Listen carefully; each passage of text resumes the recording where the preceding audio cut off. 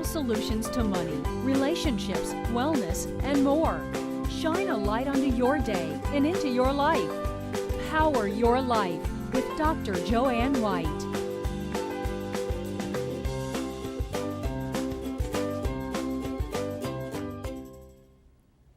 Welcome to Power Your Life. I'm Joanne Wright, your host, and my first guest is an actress, screenwriter, director, and an acting coach.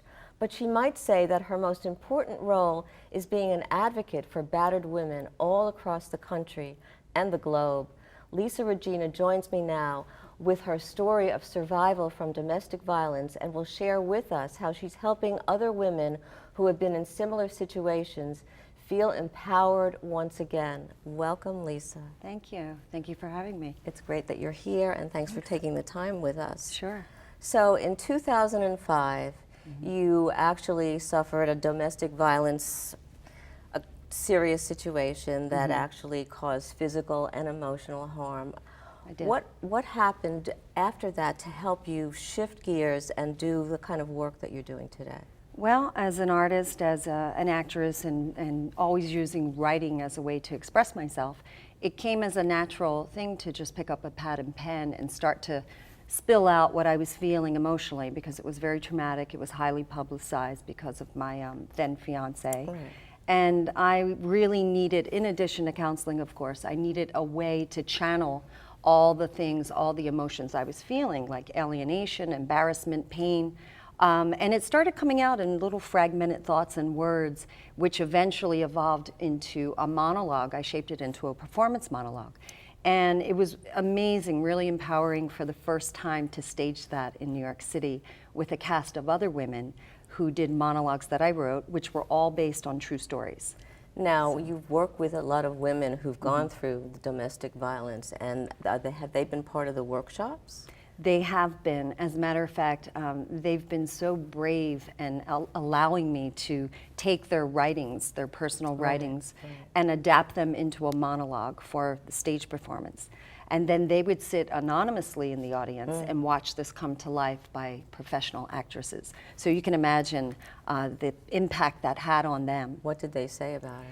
Well, backstage they cried, they laughed, they embraced the actresses, and they said, "I need to change my life." And that's the starting point, when you can recognize that you need to change. So using the performance art to empower them just made me feel amazing and helped me to heal, really. Well, also because when they're seeing it being enacted on stage, it's larger than life. Absolutely. And it brings it home in such a very, very powerful way. It really does, which is why we had advocates and counselors backstage, because we wanted to be there for them once they went through this experience, having that safe perspective as an audience member, but then having their life stage, like you said, larger than life, can be really painful and also empowering. Right. Yeah. So you've been going around the country, universities, YMCAs, all over, really teaching that message about raising awareness against domestic violence. Yes. What are the people that are receiving that message, especially on campuses and also around the globe? What's their feedback? Well, it's really amazing. The YWCA really embraced my advocacy work the first time they saw me perform at the New Jersey Coalition for Battered Women.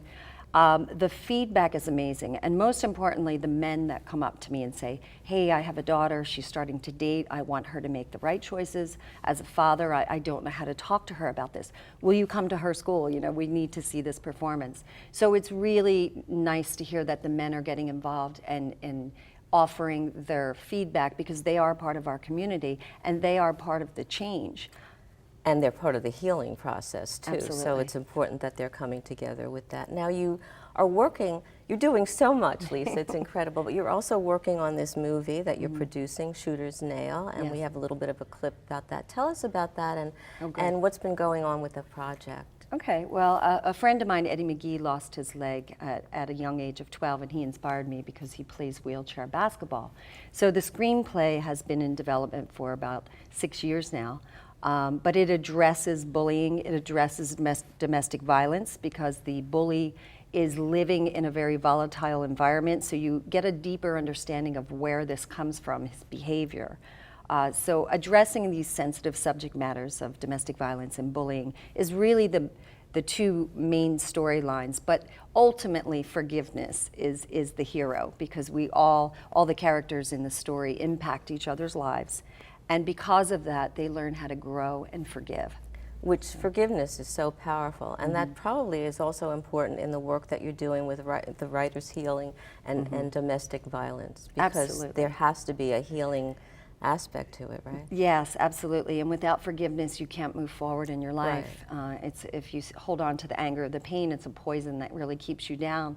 And I've learned going through the large palette of emotions that the ultimate forgiveness is what really brings me to heal and myself to heal and others. And I'm just really thrilled that Eric Roberts and some celebrities have really recognized the value in the project. Which is great. When do you think it'll be ready?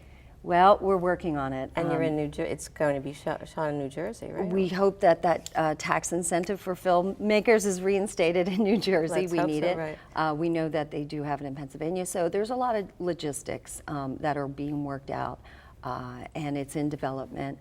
And of course, this is the hardest part for indie filmmakers to raise the money, develop it, and then go into pre-production. Well, I wish you luck with that. Also, Thank you. you're in something else that's coming out recently with Eric Roberts. What is that, and when is that going to be airing? 79 Parts is a feature film. It's a comedy on the lighter side. Oh, we need that after all this, right? Yes, because it's heavy, you know, and it's nice to have a lighter side.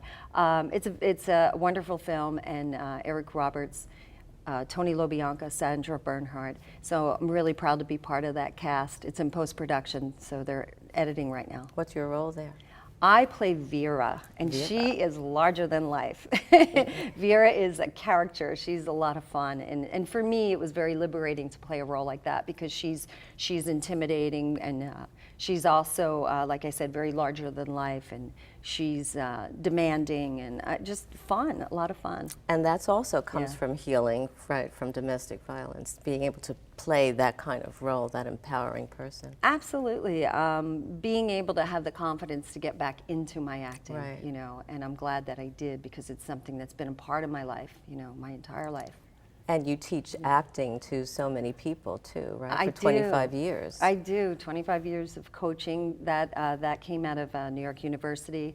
I started working with teens there, and then I started having colleagues, like fellow actors, ask me to coach them, and I have workshops. I teach in New York City, and I teach right here in South Jersey.